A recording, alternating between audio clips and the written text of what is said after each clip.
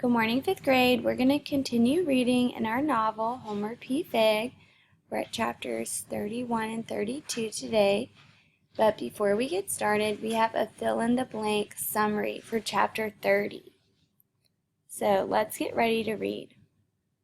Homer is taken into custody by the Confederate soldiers. Homer begins to talk to a newspaperman about his journey.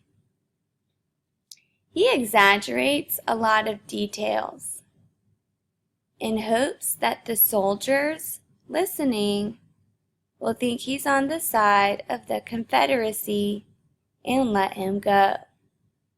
Press pause to write down your answer and play when you're ready for the focus question.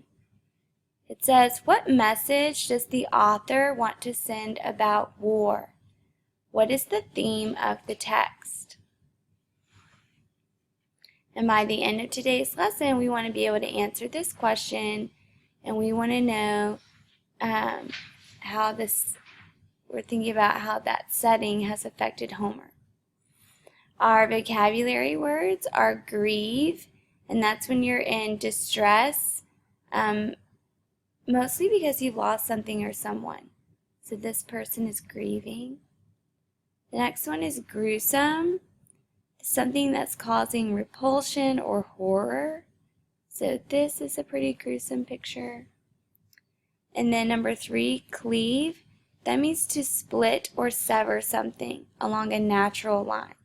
So this person is cutting the tomato, and you can see it's a natural line because it's a line of symmetry. Let's turn the page.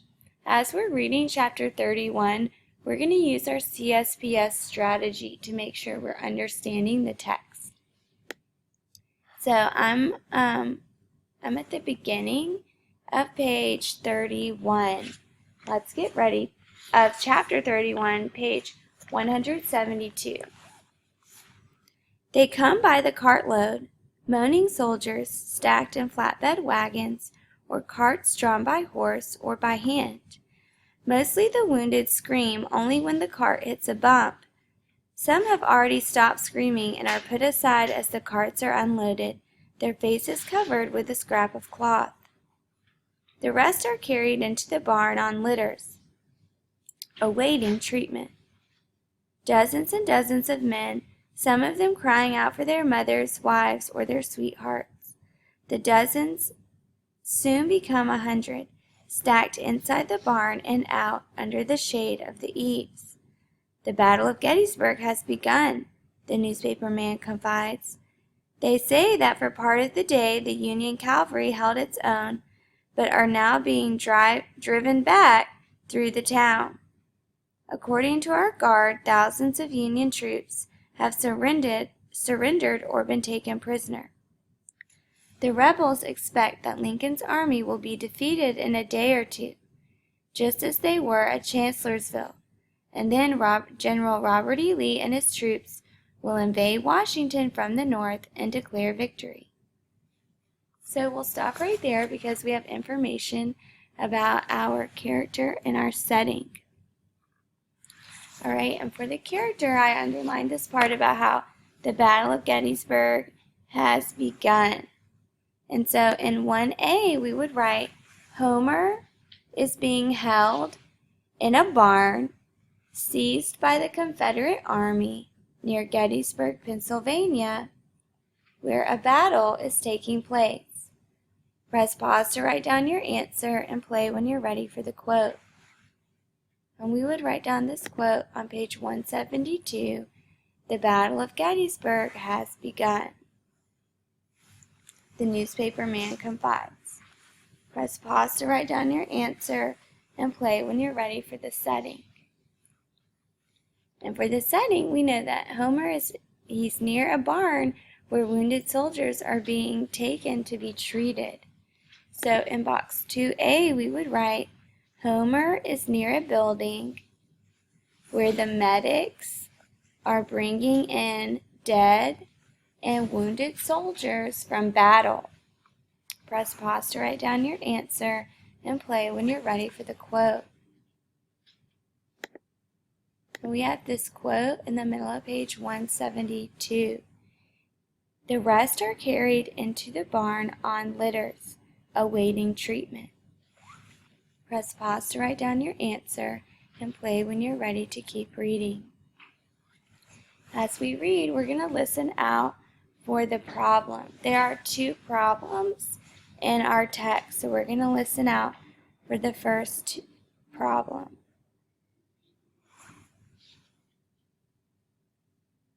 Is it true? I want to know the North has lost.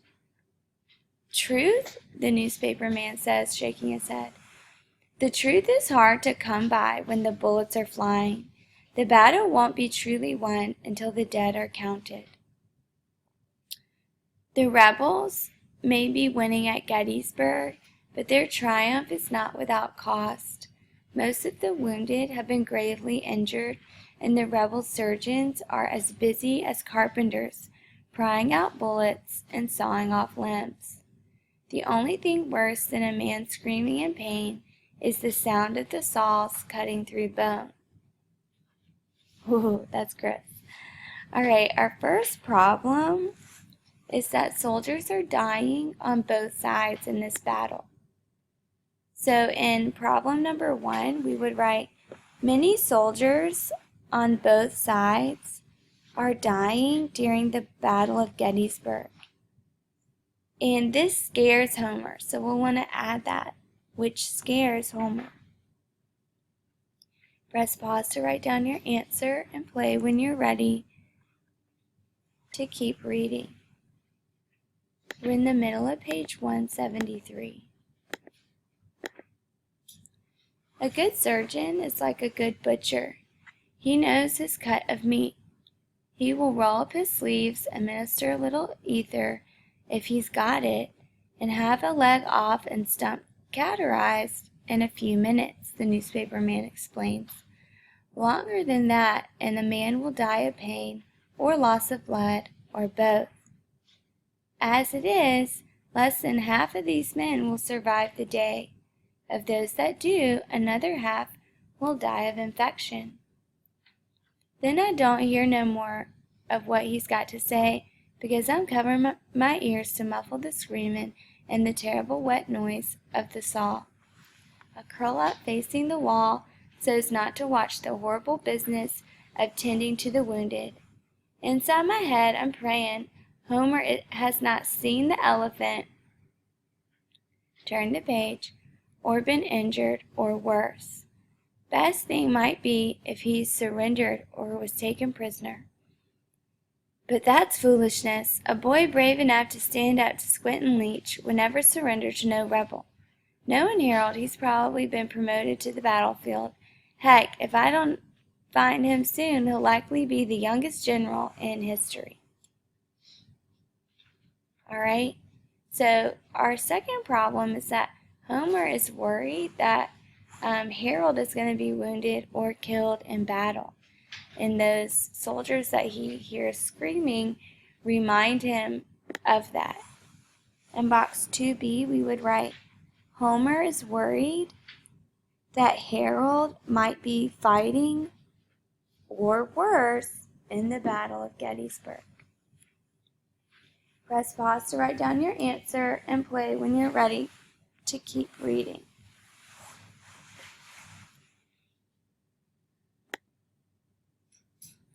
We're in the middle of page 174. That's what I cling to. That's what I cling to, the thought of Homer somehow surviving. A fever dream of hope that I'll find him before he's killed and will escape back to Maine, and kindly Mr. Brewster will take us in, and we'll live like proper people with beds to sleep in and 3 squares a day and milk and pie in the evenings. We'll sit by the fire, jawing with Mr. Brewster, and help the escaped slaves if they still need help, and make sure Bob the horse has plenty of hay and oats if he wants them. I'll go to school like our dear mother intended and learn everything there is to know about the world. I'll learn how to stop people from starving and put an end to wars and slavery and meanness and cruelty. and Harold will manage the tourmaline mines for Mr. Brewster. In my dream, Harold will be happy and strong and find him a wife to darn his socks of an evening and give him children that will never hungry and never get beat or locked in the barn like animals, and never have to run away to war to save their big brothers and see arms and legs being stacked like cordwood, or men dying of their wounds, or hear the keening of boys who miss their mothers and beg to see her in heaven. They say that even the worst battles, some troops survive. Please, dear Lord, let that someone be my big brother. That's all I'm asking. Don't let him die in a pony cart, jammed with the wounded, or tied in a plank while they saw his limbs off one by one, or carried home in a casket wagon. Please, dear Lord, let him be okay, wherever he is, and tell him Homer is coming. Alright, so if we stop right there, we know how Homer responds to these problems. And in box 4A, we would write, Homer prays that Harold will survive the battle. Press pause to write down your answer and play when you're ready for the quote. You can write down this quote on page 175. Please, dear Lord, let that someone be my big brother. That's all I'm asking. Press pause to write down your answer and play when you're ready for the paragraph. It says, how does the setting affect Homer? What characteristics are still the same about him wherever he goes? And so you need to think about where Homer is and what effect that has on him. So you'll be using the setting and the problem boxes. And then how does he respond to that problem?